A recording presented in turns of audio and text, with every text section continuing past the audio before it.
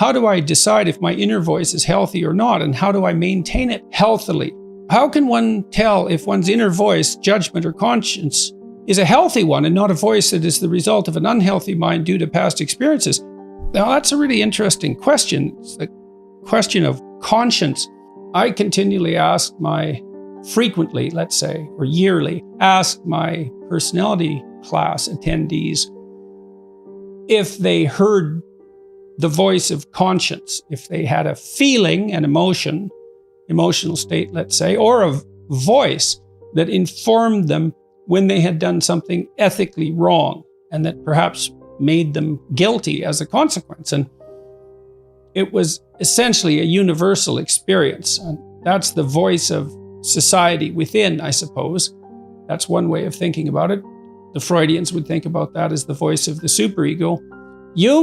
Carl Jung would take that conceptualization somewhat farther. He would have considered it the voice of the self, which is in part the voice of the ethic that's derived from the broader community, insofar as that ethic is valid, let's say, but also in part the voice of the more thoroughly developed self that's still striving to be born.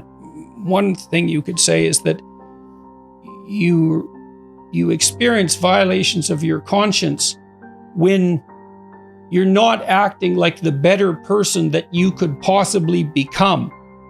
And so, to some degree, that's your higher self upbraiding you for failure to develop in the appropriate direction.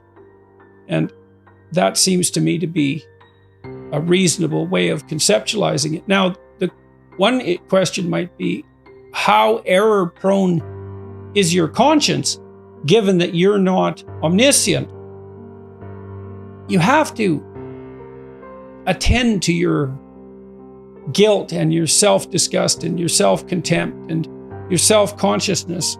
You have to understand that the manifestation of those emotions might well indicate a moral failing on your part or a lack that needs to be addressed, while at the same time considering that it is not a straightforward matter to deal fairly with yourself, and you can be too tormented by your conscience, too rigid, too responsible, take on too much weight onto yourself, deny yourself in a manner that isn't sustainable, and so forth, that a moral code, a moral way of being can become too rigid and inflexible, and despite its putative aim upward, be something counterproductive. I think most of the way out of that, if there is one, is, well, careful thinking. You have to see what your conscience says. You have to see how you respond. You have to capture that voice and your responses, and you have to think it through. But most of that is done in dialogue with other people rather than as the consequence of internal thought. You know, if you have a dispute with your wife or your husband, your intimate partner, sibling, your parents, anybody close to you, and it's useful for each of you in the dispute to ask yourself and the other person very seriously if you're at fault or if they're at fault, and for both of you to be able to contemplate that you might be at fault and so might the other person, and that it's in your best interest to sort out exactly who's made the error and where, and maybe it's both of you and maybe at different levels of analysis. I think the same might be said about your reaction to your conscience. It's not uncommon for me to talk to my wife, my kids, my parents, my friends for that matter, about something I might be feeling. Maybe I'm guilty about something, I'm self-conscious about something, I'm angry about something. I feel impelled by my conscience to do something as a consequence, to change something. It's very helpful to discuss such things with other people, to say, look, here's what I think I did wrong, and here's how I'm punishing myself, but I'm not sure that I'm not doing it in an exaggerated way, and you gather other people's opinions and listen to them carefully. And friends are extraordinarily useful in that regard. And that can help you calibrate it. So I think most of what we do to decide if our inner voice is healthy is discuss it with other people. And I believe, as I pointed out in my last book, explicitly, that tremendous amount of our sanity is maintained as a consequence of social interaction. So you can't find your authentic self merely as a consequence of a journey within, I would say. You're not, there's just not enough of you. You have to be informed by the broader social world. What is the best way to avoid falling back into nihilistic behaviors and thinking? Well, a large part of that, I would say, is habit, the maintenance, the development, maintenance of good practices, habits. If you find yourself dissolute, neurotic, if your thought tends in the nihilistic direction and you tend to fall apart, organizing your life across multiple dimensions is a good antidote. It's not exactly thinking. Do you have an intimate relationship? If not, well, probably you could use one. Do you have contact with close family members, siblings or children or parents, or people who are even more distantly related? If not, you probably need that. Do you see your friends a couple of times a week and do something social with them? Do you have a way of productively using your time outside of employment?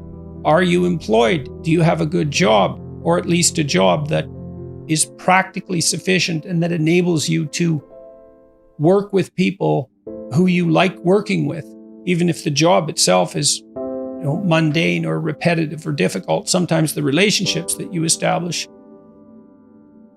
in an employment situation like that can make the job worthwhile. Have you regulated your response to temptations, pornography, alcohol abuse, drug abuse? Is that under control? I would say differentiate the problem. There's multiple dimensions of attainment, ambition, pleasure, responsibility, all of that make up a life. And to the degree that it's possible, you want to optimize your functioning on as many of those dimensions as possible. Those are all the questions that I would decompose the problem into. The best way to avoid falling back into nihilistic behaviors and thinking. How can responsibility be differentiated from imposed guilt? Well, I think you adopt genuine responsibility, let's say healthy responsibility. I think you adopt that more or less voluntarily. I mean, there's an element of necessity and compulsion in our lives as well, because there are things we have to do to survive. But if you've explicitly formulated a set of goals and you're pursuing them, then you've adopted the responsibility to act in a certain manner to make those goals realize themselves. That's responsibility that you've adopted rather than responsibility that's been imposed on you, assuming that you've thought through the goals and you find your spirit in harmony with those goals.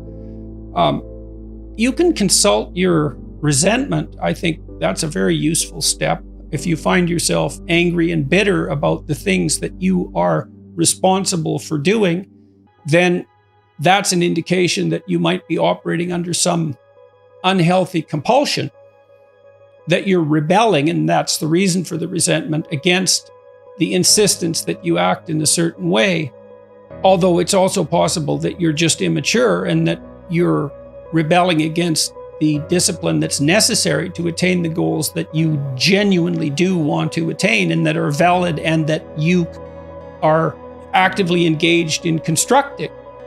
So you have to get that straight, and some of that's a consequence of thought, and again, some of that's a consequence of discussion with other people with whom you're intimate enough to have a conversation like that. And perhaps they have conversations about similar things with you if you're fortunate.